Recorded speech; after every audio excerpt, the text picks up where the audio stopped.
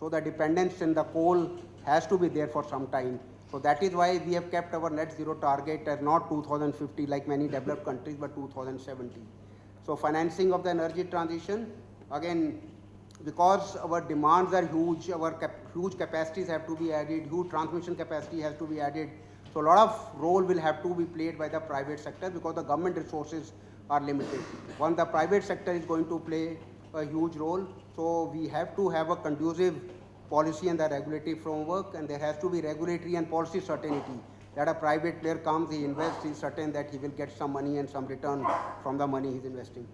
So overall, so we have to lastly like reducing our overall energy demand to focus on energy conservation, energy efficiency. Okay, thank you. So I try to rush it, but I thought India has about 1.8 billion metric ton units of thorium reserve, and these reserves were discovered in 1958. Since then, only one fast breeder reactor was commissioned, and that too was in 2010 in Kalpakkam, Tamil Nadu. Since then, no innovations and researches have been made in the fast breeder reactors. So instead of importing uranium and higher dependence on Kazakhstan and countries like Russia, why didn't we focus more on using thorium as an electric reserve and using that for our energy consumption? Thank you. you see, like I am not an expert in the nuclear side, but the main problem has been with regard to nuclear energy has been the safety concerns. Like when I was in Tokyo in the year 2010, 2011, sorry, 11, we had this triple disaster of tsunami, earthquake, and nuclear power plant disaster. And then earlier also we have had our disasters in USA and Russia. So that had, particularly after what happened in Japan, so many of the countries, they put their this nuclear plants on the back burner, and we also particularly see that the Germany particularly took a decision that they will phase out their all nuclear power plants. So with that, in India also, the thing that not been given so much focus, but now with the increased focus that we have on decarbonization, particularly I said that we need for the base load, well, either you have the coal plants or you have the nuclear plants, but the nuclear plants are the ones which are not emitting the carbon dioxide. So that is why there is a renewed focus on the nuclear power plants, and I am sure now these new technologies that are available with regard to small modular reactors we are talking about, this will take off in a big way. And also government has kept a very ambitious target of 100 gigawatt by 2047. So we are only at around 1/12 of that, so it's around less than so I think it will all take shape. Focus on the R&D also has been there, and also we are opening up the sector for the private sector. So earlier it was only being done in the nuclear power corporation. So things are happening, and already one tender has been floated by the Nuclear Power Corporation where the private sector has been involved and they've been invited. So things are happening, but of course you are right. I mean, now the last 10, 15, 20 years, hardly any capacity is there, and then there are always issues with regard to you have kind of opposition that you have from the local areas, local communities, wherever you want to put up a nuclear power plant. So so that is why it has been slow in taking off. But again, after Japan, so everyone put it on a slow track. But now again, with the focus on decarbonization, a lot of focus is there on that.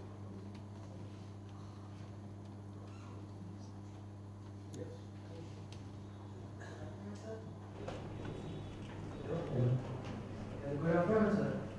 Sir, when you are talking about our power consumption at night, I got a point that at night we use a lot of power that we consume in a day, right?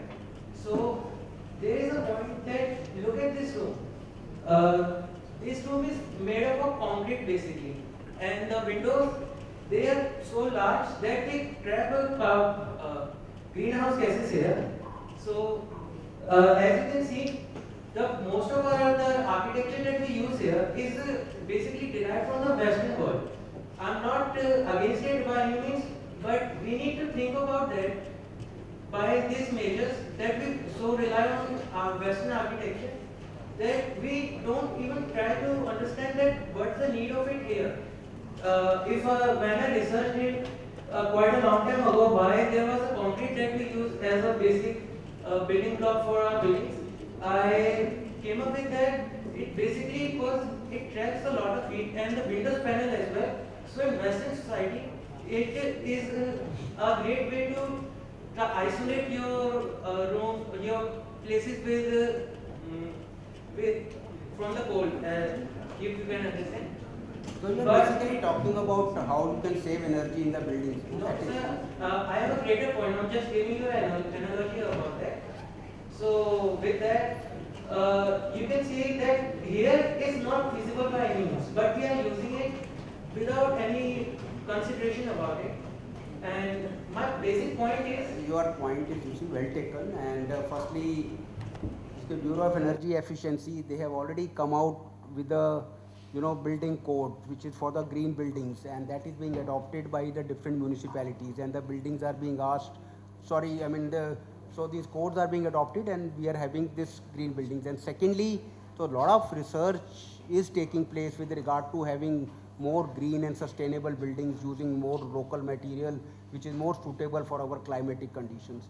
So you see, this all research and all is taking, but then we also have to, each one of us also have to contribute in our own way. Our habits are getting so spoiled now. Earlier, like I mentioned, you used to have one air conditioner, you used to run it for few hours, but now everything is, you're so used to it. Your cars used to be without air conditioners and used to sustain. I remember like when I was in, used to have East and West hostel in, and we hardly had even the fans. I mean, used to put, weight करके curtains वर्टन्स कुछ लगाते थे चदरें हैं उससे ठंडा होता. So I think it has to be effort from every side. You are right. I mean, there are some things which we have blindly adopted from the West, and things have to improve in that direction. And already the building codes have been developed, and some green buildings have already come up. Yeah. no, sir, sorry, I might present you a wrong analogy. I was thinking of something else that at night when we are in an AC room, let's say, when you can always see that whenever you go outside of your house, you can always feel that it is quite a lot cold than your room. In fact, you have AC on in your room, but and we still focus on isolating our room from every corner. Can't we just think about that and make our rooms and make our architecture more in a way that a person itself consumes less energy by just some simple means like ventilating their room by just natural air. Concept of green energy, what you are green building, whatever you are telling us, that is the concept of green energy. No, sir, discuss it later on. Well, we'll discuss it later, but your point is well taken. I mean, we need to focus on this. That, and earlier, one of the points in the presentation is with regard to green buildings.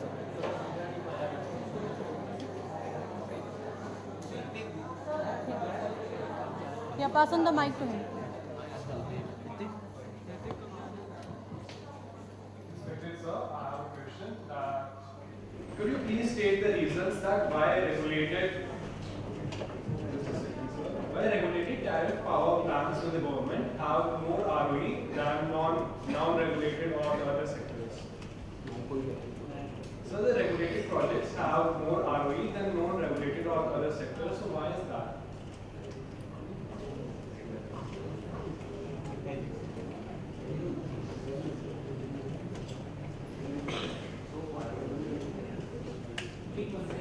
क्या renewable energy में क्या what exactly? So what I'm saying is that why is the more return on equity in the regulated tariff power projects which are the government and as compared to those with the non-regulated or the other sector ones?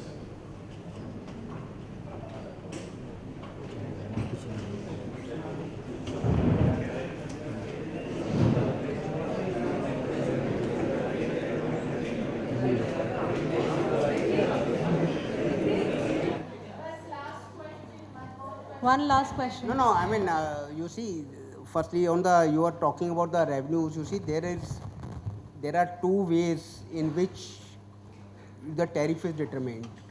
One is, there are plants which are there in the public sector, there we call cost plus basis you determine the tariff on a long run. On the other hand, whenever you determine the tariffs or the tariffs are determined through the competitive bidding process, so that tariffs are only adopted by the regulators. So this is, like I mentioned, so much capacity is coming in the private sector. So this is coming at a very, very competitive rates.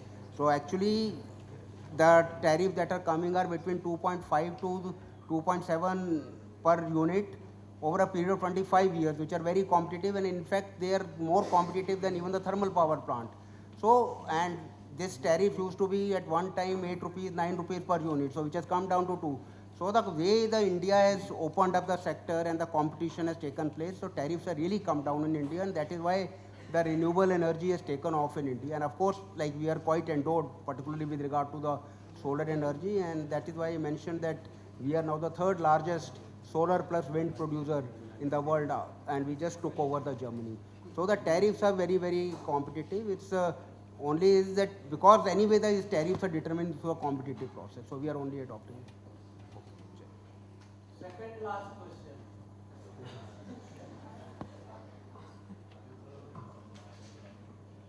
Good afternoon, sir.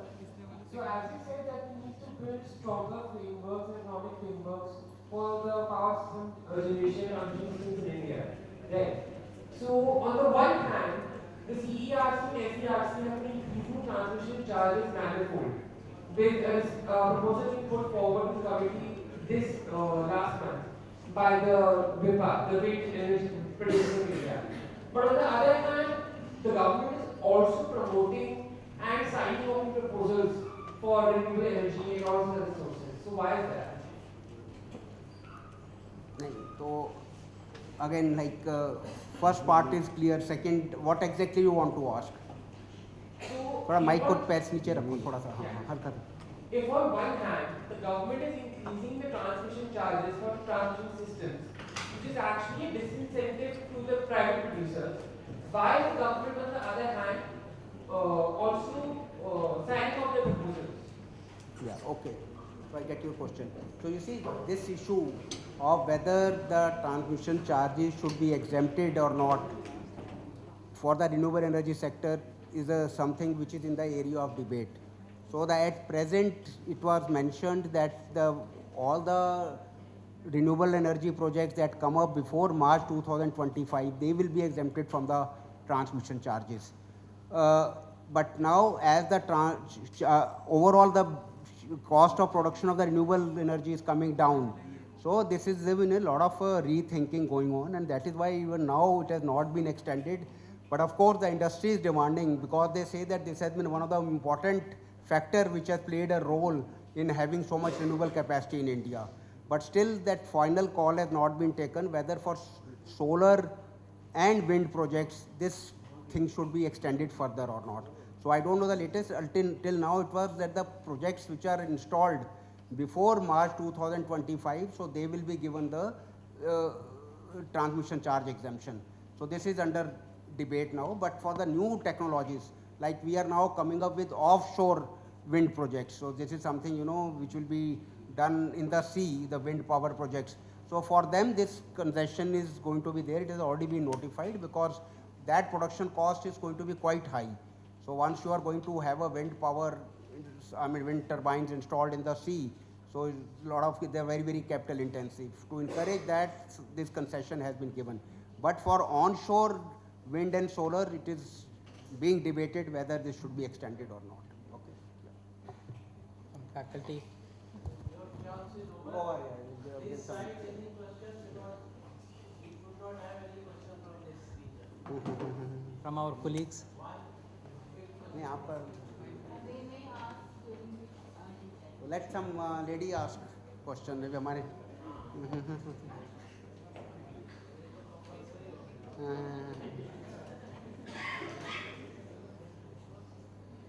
will interact. चलो I think this can They will interact. चलो From our colleagues.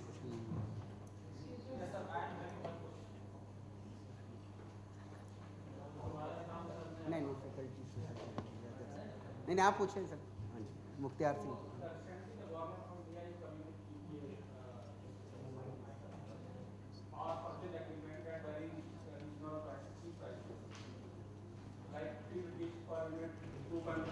per minute. But do you think in the long run, by the 25 years, and at the end of 25 years, those 2.44 which was literally is going to be almost 30 paisa. And at that time, the maintenance cost is going to be higher than what they are going to run in terms of revenue. So I have taken a study that after a crossover of 12 or 15 years, the cost of maintenance is going to be very substantial in comparison to what they are getting in terms of the revenue generation from the level. So the project which I am going to take up right now, in future there may be probability that the developers, as developers may not be in a position to recover the amount of revenue which they are spending in terms of maintenance and the cost which they are recovering in terms of generation. So that kind of issue that must be sorted out. Otherwise, there is a tendency like a lot of solar power developers are running away from the DTU. So you see those kind of issues are there when the private sector they bid the projects, they bid it very aggressively. They bid it very aggressively because they want to win the project. But then many a times it happens that over a period of time, I mean they feel that they are not viable. But then you see there are in the contracts there are inbuilt clauses. There are two inbuilt clauses which are very very important, which everyone should know. One is called change in law clause, another is called force majeure clause. So the change in law clause says is that suppose there is, while the project is under execution or while even it is operating, if there is a change in law, like all of a sudden we introduce GST or the government decides to increase GST, so then in case such a thing is hampering them, then they will have to be compensated for that and they have to be brought back to the same economic position. So this is change in law. Another is I have one point to add on. The government of India under DTU-Part-1, they are providing almost 1.05 CR per hour as a biodiesel funding. So 1.05 CR per megawatt is very lucrative to those developers who are bidding very aggressively. But later on, after the lapse of 2 years or 2.5 years, they found that the prices of whenever I did condition here, have to place on the body manufacturing condition here, and most of the developers which are having the solar panel being installed in India or being manufactured in India, they are importing cheap cells from outside, whose efficiency is very questionable, and that's why in long run, after the lapse of 5 or 7 years, they will not be in a position, and they are encroaching our very costly land. That 22% of land, as you have already said, that for a 500 kilowatt installation, almost 22% Indian agricultural land is going to be occupied. So there are kind of resources we have to think out that in the process, if the process, these projects are not going to be very viable, the government of India has to think their way of allocating that kind of solar as to developers. That is one of the main. very good point. But you see another thing that has happened in particular renewable energy bidding is that costs are coming down very rapidly. You see, like earlier the bids used to come at around 8 rupees, 9 rupees per unit for a 25-year period, but now the price that is coming is 2.5 to 2.75. Now what happens is sometimes like take some time in finalizing the bidding, so by the time your bid is decided at 3 rupees, you find that the prices have further fallen down and the price has come down 2.5 or something. So, but it doesn't mean that, but you have to draw a line, earlier it's the prices, you will never be able to finalize any contract. So, anyway, like many a times it has happened on one or two occasions that if there is too much delay, those tenders have not been accepted because the prices have fallen down. But some prices, due to technology changes and all, some things will keep happening. But then once the contract has been signed, so they have to be honored. But it has happened in some states that once, particularly in the southern states, that new governments have come and they find that the tenders are coming at a much lower rate. The earlier they've been signed at a higher rate. But then you see once the contract, so that has been done at that time when the technologies were not available and the costs were there. So this all happened, but what I am trying to say is that if the contracts are signed, and in case you want to have faith of the private sector in you, those contracts have to be honored. It is not that you can, you can keep shifting from one. Thank you, sir. Thank you, everyone. Okay, so yes, sir. Sir.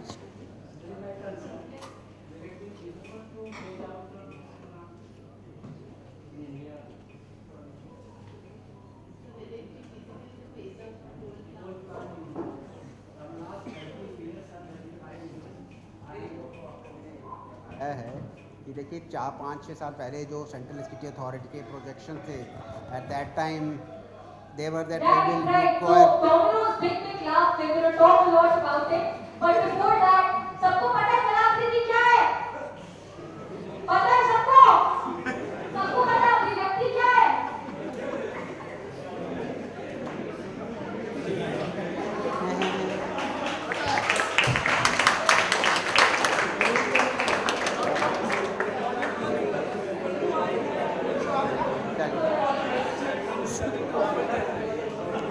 तो उसका तो देखिए simple है कि at one time the government was thinking कि we'll be able to replace most of the coal plants by renewable, but then we have seen that the renewable energy, there are issues of integration, and even with so much thing we have only around 11-12% is through this.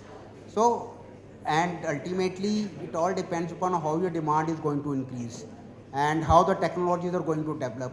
But the thinking now is that is why the government, I was mentioning this in my presentation also, 80 gigawatt plus 80,000 is we are going to add by 2032. That is back. So again, so for some time definitely the coal is going to play a very, very important role. And then I think by that time there are also other aspect of it, that कि भी solar है, इनका panels हैं, उनको wafer करने के लिए kind of environment impact that is there, and how will we dispose them of.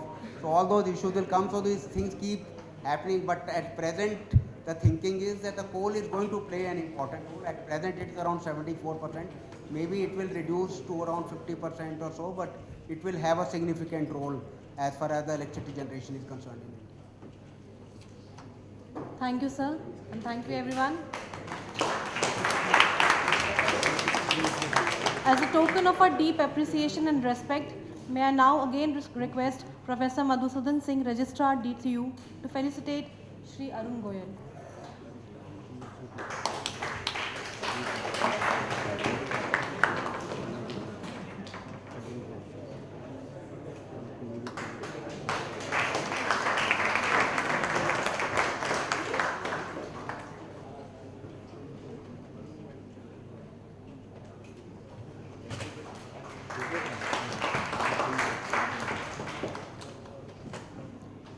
Thank you, sir. This session stands as a testament to the efforts and unwavering dedication of our coordinators, working team, and devoted volunteers. In recognition of their exceptional contributions, I now invite Professor S.K. Valeru to deliver the vote of thanks. Good evening, everyone. As we conclude today's lecture, I would like to take a moment to extend my heartfelt thanks to everyone who made this event success. First and foremost, I express my deepest gratitude to our distinguished speaker, Engineer Arun Goyal ji, for taking time to be with us today and for sharing his invaluable insights on the challenges of energy transition. His vast experience in energy sector combined with his expertise in shaping policy frameworks has provided us with a deeper understanding of the current and future energy landscape. Thank you, sir. I would also like to thank Professor Madhusudan Singh, Registrar, for his constant guidance and contribution towards the success of this event. Your support has been invaluable, sir. I would also like to express my sincere appreciation to Professor Rachana Gar for her dedication and effort in organizing this lecture series. Your leadership has been instrumental in making this event a reality. Finally, I would like to thank all faculty members, all participants for being a part of this event. Your presence here is today a testament to your commitment to advancing knowledge in the field of electrical engineering and energy transition. Let us continue to work together towards a sustainable and greater future and greener future. Thank you once again to all.